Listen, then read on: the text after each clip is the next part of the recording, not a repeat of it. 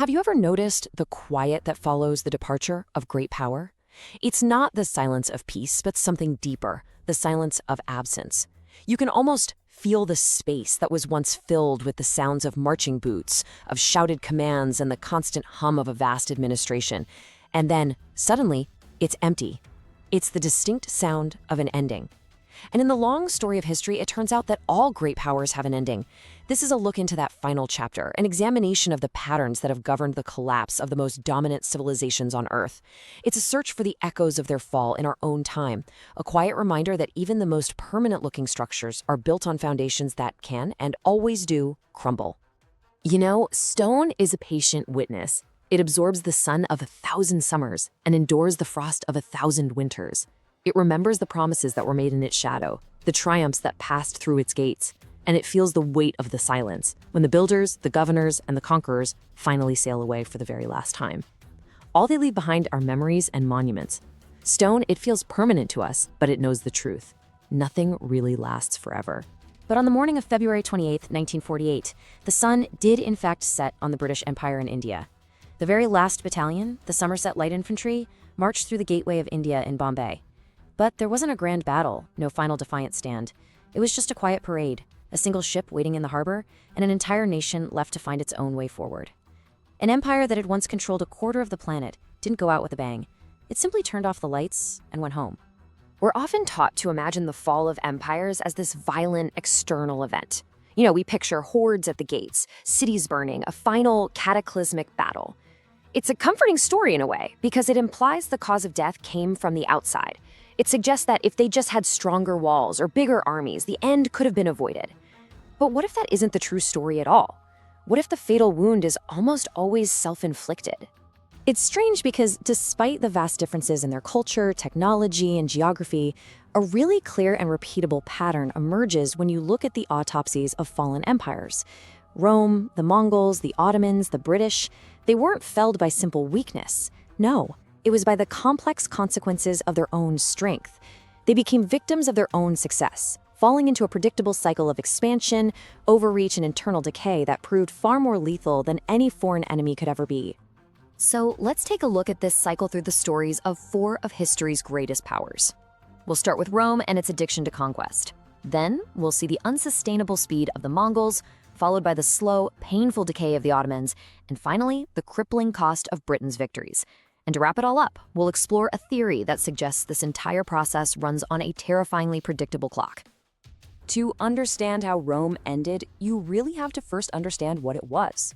Rome wasn't just a city or a government. It was a machine, a perfectly engineered system designed for one single purpose: consumption. For 500 years, it consumed land, treasure, and people with a brutal efficiency, growing ever larger, more powerful. And for a very long time, business was good. But this machine, it had a fatal design flaw. It had no off switch. A machine that runs on conquest needs a constant supply of new lands to conquer. It's the fuel. But by the 2nd century, Rome had reached its practical limits. It had pushed up against the deserts of Africa, the deep forest of Germany, and the waves of the Atlantic. The borders solidified. The expansion just stopped. And with it, the flow of plunder, the gold, the silver, and the slaves that had fueled the entire Roman economy slowed to a trickle. The engine of the great machine began to sputter and seize, because the bills for its vast army and its even vaster bureaucracy, well, they never stopped coming. So the government, unable to pay its soldiers and officials, made a fateful decision. It started to cheat. In dimly lit mints, workers began melting down the silver denarius, the coin of the realm, and mixing it with cheaper metals like copper. This was really the birth of systematic inflation. The government could now produce more coins to pay its debts, sure, but each coin was worth less and less. This policy was like a quiet thief that worked its way through every single level of Roman society. It systematically destroyed the savings of the middle class, the farmers, the merchants, the artisans. And as their life's work just evaporated into worthless currency, so did their loyalty. I mean, why would you fight and die for an empire that was actively robbing you? With that economic foundation crumbling, the political structure became violently unstable. The social contract was broken, and really the only path to power was through brute force. Between the years 235 and 284 AD, in this chaotic 50-year period we now call the crisis of the 3rd century, Rome had 26 different emperors. Now, of those 26 men who claimed the throne, only one is believed to have died of natural causes. The rest, they were assassinated, killed in battle against rival claimants, or forced into suicide. The imperial palace was no longer a seat of government. It had become a revolving door of paranoia and murder, where the greatest threat to an emperor was his own bodyguard. The system was literally consuming itself. And for all that chaos, the final fall of the city of Rome was a surprisingly quiet affair. When the Visigoths under Alaric arrived at the gates, they didn't have to lay some long and bloody siege. That battle had already been lost, not on the field, but in the hearts of the Roman people. The gates were opened by servants from the inside, a quiet act of surrender. Rome didn't fall to a great military assault, it just gave up. The spirit of the empire had died long before its body finally collapsed. So, while Rome's decline was this slow, grinding decay that lasted for centuries, our next empire offers a completely different picture. The Mongol Empire wasn't a slow rot. It was more like a supernova. It burned brighter and faster than any power before it, but that very nature made its collapse just as swift and spectacular as its rise. The numbers here are just staggering. In only 25 years, Genghis Khan conquered more territory than the Roman Empire had managed in 4 centuries. His horde of horsemen swept across Asia with a speed and a ferocity that created a whole new scale for warfare. They were the ultimate disruptors, shattering ancient kingdoms and creating the largest contiguous land empire in all of human history. And yet, the Mongols made a fatal error. Their entire society was a weapon of war, an engine of conquest that was built for speed and mobility, but they never developed the institutions that you need for stable, long-term governance. They understood perfectly how to conquer a kingdom from the back of a horse, but they never really learned how to rule one from a desk. Without a stable bureaucracy or a shared culture, or even an orderly system of succession, the whole empire was held together by the will of just one man. So when Genghis Khan died, that singular will was gone. His sons and grandsons, well, they didn't share his vision. They only shared his ambition. And instead of ruling a unified empire, they immediately began to quarrel over their inheritance. They carved the vast territory into 4 separate khanates, each ruled by a different branch of the family. What was once this mighty unified fist became 4 squabbling weaker fingers. The internal division and the civil wars that followed just fatally undermined Mongol power. The Mongols had created an era of unprecedented peace and trade across Asia, what we call the Pax Mongolica. The Silk Road flourished, connecting east and west like never before. But this highway for goods and ideas also became a conduit for something far more deadly. The bacterium Yersinia pestis, the cause of the Black Death, traveled right alongside the merchant caravans. The plague swept through the densely populated lands of the Mongol Khanates, killing millions. It destroyed their tax base, decimated their army, and shattered the illusion of Mongol invincibility. Nature, it turned out, was a much more formidable foe than any human army. The supernova had burned itself out. There's a fate that's perhaps worse than a quick and violent collapse, and that's the long, slow, humiliating decline. To be a giant, completely aware of your own decay, but unable to stop the process as the rest of the world just moves on without you. This was the fate of the Ottoman Empire, a power that dominated for over 600 years before withering away into what European diplomats condescendingly started calling the sick man of Europe. For centuries, the source of Ottoman wealth and power was simple: its geography. Situated at the crossroads of Europe, Asia, and Africa, it controlled the incredibly lucrative land-based trade routes, most notably the Silk Road. If a European merchant wanted the spices, silks, and treasures of the East, they had to pass through Ottoman territory and pay the Sultan's tolls. This geographic monopoly made the empire fantastically wealthy, but it also bred a really dangerous complacency. So while the Ottomans were enjoying their position as the world's gatekeepers, the nations of Western Europe grew tired of paying their price. Explorers like Vasco da Gama and Christopher Columbus started seeking new paths to the riches of the East.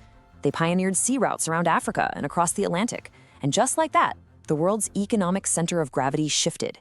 The Ottoman-controlled land routes were no longer essential. The empire was bypassed, left holding the keys to a door that nobody needed to use anymore.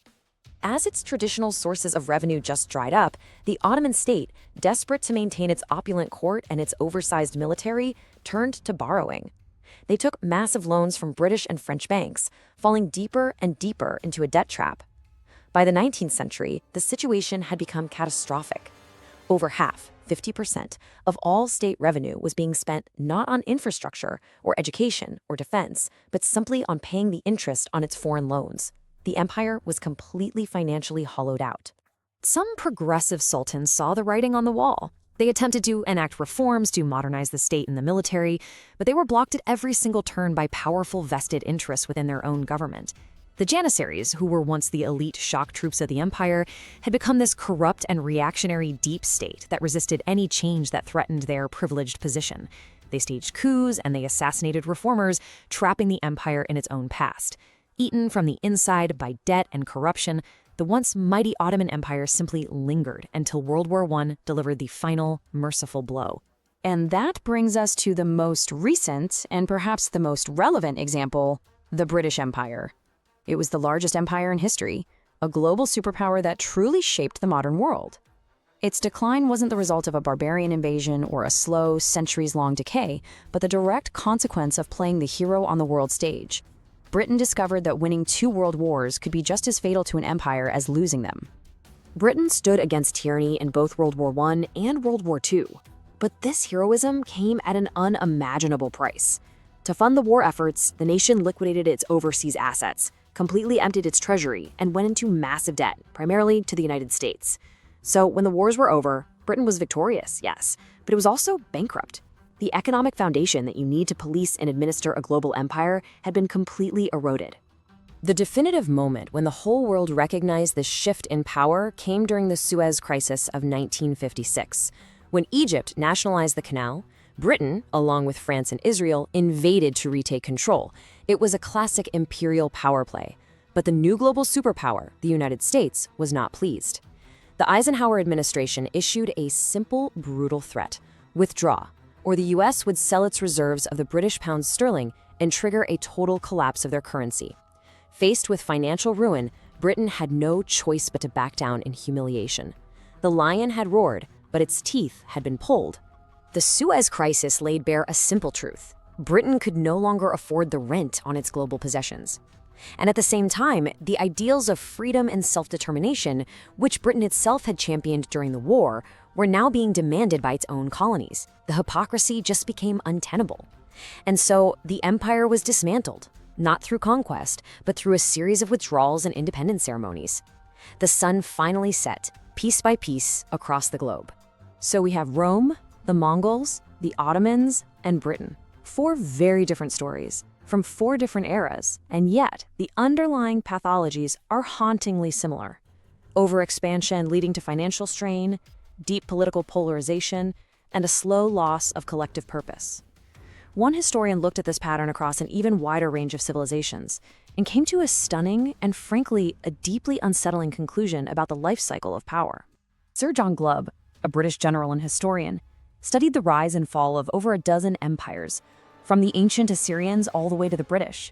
And he found that, with remarkable consistency, the lifespan of a great power, from its very genesis to its final collapse, is about 250 years. That's roughly the length of 10 generations.